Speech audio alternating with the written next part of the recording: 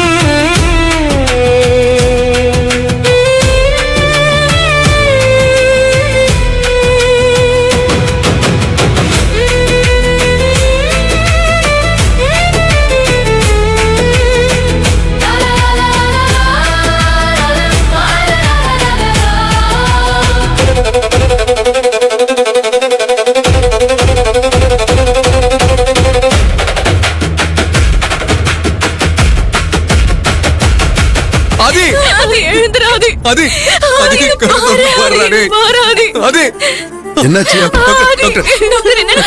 என் தம்பிக்கு அடிபடுச்சு டாக்டர்.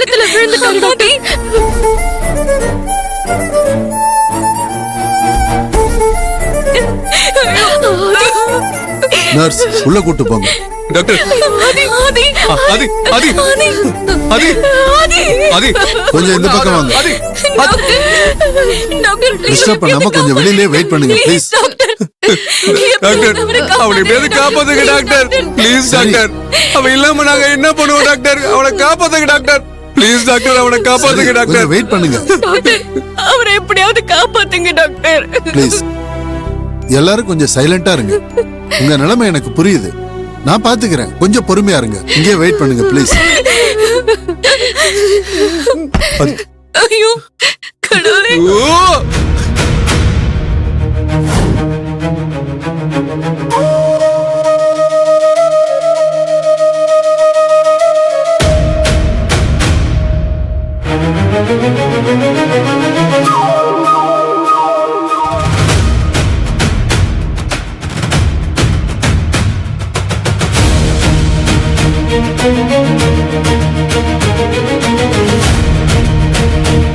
என் தம்பி. ஐயோ எங்க உன் புருஷன்? உன் புருஷன் தான் என் தம்பியை தள்ளி விட்டு கொலை பண்ண பாத்திருக்கான்.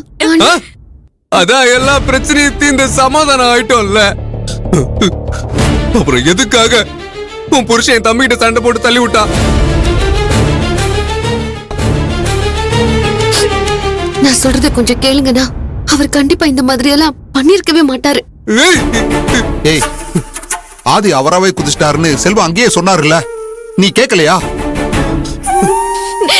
என்ன மகள் இப்படி எல்லாம் சொல்றாங்க? ஆதி அப்படி எல்லாம் குதிக்கிற ஆளா? ஆதி தம்பி எதுக்காக பள்ளத்துல குதிக்கணும்? இதுல ஏதோ ஒரு சதி வேலை இருக்கு. அப்படி பேசாதீங்க. ஆதி சார் கண்ணு முழிச்சாதான் உண்மை என்னன்னு தெரியும். அவர் குணமாகறதுக்கு என்ன வழின்னு மட்டும் கொஞ்சம் பாருங்களேன். என்ன விளையாடுறீங்களா? அவன் ஒரு டாக்டர். அவ்வளவு பெரிய பழத்துல போய் தானா குதிக்கிறதுக்கு அவனுக்கு பைத்தியமா பிடிச்சிருக்கு. நான் அடிச்சு சொல்றேன், உன் புருஷன் தான் என் தம்பியை தள்ளி விட்டா நாங்கெல்லாம் பார்த்தோம். அதனாலதான் அவன் இந்த ஹாஸ்பிட்டலுக்கு வராம எங்கேயோ போய் ஓடி ஒளிஞ்சிட்டு இருக்கான். புத்திசாலித்தனமா அவனை அனுப்பி வச்சுட்டு நீங்க ரெண்டு பேரும் மட்டும் ஹாஸ்பிட்டல் வந்து சமாளிச்சிட்டு இருக்கீங்களா? ஏய் என் தம்பி உயிருக்கு மட்டும் ஏதாவது ஒண்ணு ஆச்சு, உங்க யாரையும் ஏற்காடு திரும்பி போறதுக்கு விடவே மாட்டேன். தொலைச்சிருவேன். யோ நானும் பாத்துக்கிட்டே இருக்கேன், நீ பாட்டு உன் இஷ்டத்துக்கு பேசிட்டே இருக்க. ஏதோ பாவம் ஆதி அடிபட்டு ஹாஸ்பிட்டல்ல கிடக்குறாரு, எதுவும் பேசக்கூடாதுன்னு பார்த்தா விட மாட்டேன்ற. இவர் நான் சொல்றேன், ஆதி அவரா தான் குதிச்சாரு. என் தங்கச்சி புருஷனுக்கும் இதுக்கு எந்த சம்மந்தமும் இல்ல. முதல்ல அவரை காப்பாத்துற வழியை பாருங்க, அதை விட்டுட்டு அடுத்தவங்க மேல பழிய போட்டுட்டு இருக்க. ஏய் எங்க பாருங்க, ஆதி உயிருக்கு ஆபத்தான சூழ்நிலையில இருக்கானு நாங்களே கவலைப்பட்டுட்டு இருக்கோம். எங்க கஷ்டம் புரியாம அனாவசியமா பேசாதீங்க.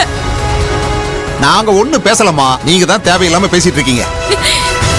ஏய் பண்றதெல்லாம் பண்ணிட்டு ஹாஸ்பிட்டலுக்கு வந்து ஒண்ணு தெரியாதமா நடிச்சிட்டு இருக்கீங்களா? நீங்க செல்வத்தை எங்க ஒளிச்சு வச்சிருக்கீங்கன்னு சொல்லல. நீங்க எங்க ஒளிச்சு வச்சிருந்தாலும் சரி, நான் அவனை சும்மா விட மாட்டேன்.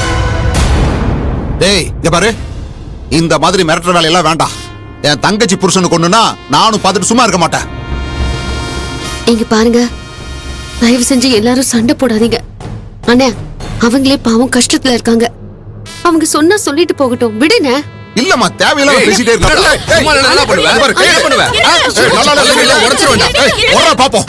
ஏய், சொன்னா கேளுங்க. சும்மா விட மாட்டேன்டா. ஐயா, வேண்டாம் சொல்லுங்க. பல்லகள் எல்லாம் உடைச்சிட வேண்டாம். நீ உடைக்கிற வரைக்கும் என் பையனை வேடிக்கை பார்த்து சும்மா கூட இருக்கும். ஏய், சார் ஹாஸ்பிடல்ல வந்து இப்படி சண்டை போடாதீங்க சார், கொஞ்சம் பொறுமையா இருங்க. ஆமா சார், பேஷண்ட் அடிபட்டு கிடக்கும்போது நீங்க இப்படி சண்டை போடுறது சரியில்லை சார். நீங்க எல்லாம் ஒத்துமையா இருந்தா தான் சார். உங்களால தாண்டா இவ்வளவு பிரச்சனையும். ஆ? ரெண்டு குடும்பத்தையும் சேர்ந்து போங்கன்னு சேர்த்து விட்டு என் தம்பியை கொண்டு வந்து படுக்க வச்சிருக்கீங்களா? ராஸ்கல், இவ்வளவுதான்டா எல்லாமே. இவ்வளவுதான். தொலைச்சிடுவேன் இப்ப ராஸ்கல். எதுக்கு ரெண்டு பேரும் மாறி மாறி எங்களை அடிக்கிறீங்க? நாங்க பாட்டுக்கு தனித்தனியா சுத்தி பார்த்துட்டு நிம்மதியா போயிருப்போம். எங்களை ஒன்னா கூட்டிட்டு போய் கெட்ட பேர் வாங்கி கொடுத்துட்டீங்களாடா. நீங்களா கைடா? எதுவும் பேசாதீங்க, வாங்கடா. விடு. சும்மா இருமா, இவனுங்களால இப்ப நம்ம தப்பு பண்ண மாதிரி ஆயிருது. எதுக்கு மகள் இப்படி எல்லாம் நடக்குது? அவனோட நல்ல மனசுக்கு இப்படி ஒரு நிலைமை வந்திருக்கவே கூடாது.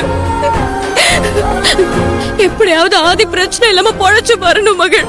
ஆமா மதி, ஆதி எவ்வளவு ரிஸ்க் எடுத்து எத்தனை உயிரை காப்பாத்திருப்பான். இன்னைக்கு அவன் உயிர் ஆபத்துல இருக்கிறத நினைச்சா அந்த கடவுள் ஏன் இப்படி பண்றான்னு கோவமா வருது. ஆனா என் மனசுல ஆதிக்கு எதுவும் ஆகாதுன்னு எனக்கு நம்பிக்கை இருக்கு. நீ கவலைப்படாத, ஆதி கண்டிப்பா நம்மளோட ஊருக்கு வருவான். எங்க ஆதி தம்பிக்கு ஒண்ணும் ஆகாது இல்லைங்க? என் தம்பிக்கு எதுவும் ஆகக்கூடாது. அவனுக்கு ஏதாவது ஆச்சுன்னா நான் எப்படி அம்மா கிட்ட சொல்லுவேன்? அவங்களும் தாங்க மாட்டாங்க, அவங்க உயிரை விட்டுருவாங்க. எப்படியாவது தம்பியை நல்லபடியா காப்பாத்தி கூட்டு போகணும். இல்லைன்னா நானும் வீட்டுக்கு வர மாட்டேன். என்ன மகா, இவங்க என்னமோ நம்மள கொலகாரங்க மாதிரி பாக்குறாங்க. நாம இங்க இருக்க வேண்டாம், வாமா போலாம். அப்படிலாம் சொல்லாதண்ணா. இந்த மாதிரி நேரத்துல தான் நாம இவங்களுக்கு துணையா இருக்கணும். நம்மளால எதுவும் செய்ய முடியலனாலும் அட்லீஸ்ட் ஆறுதலா அவங்க பக்கத்துல இருந்தா அதுவே அவங்க மனசுக்கு கொஞ்சம் தெம்பா இருக்கும்னா. ஆனா உன் நல்ல மனசு இவங்க புரிஞ்சுக்க மாட்டாங்க. அவங்க பாதிக்கப்பட்டவங்க, அதுவும் சாதாரண பாதிப்பு இல்ல.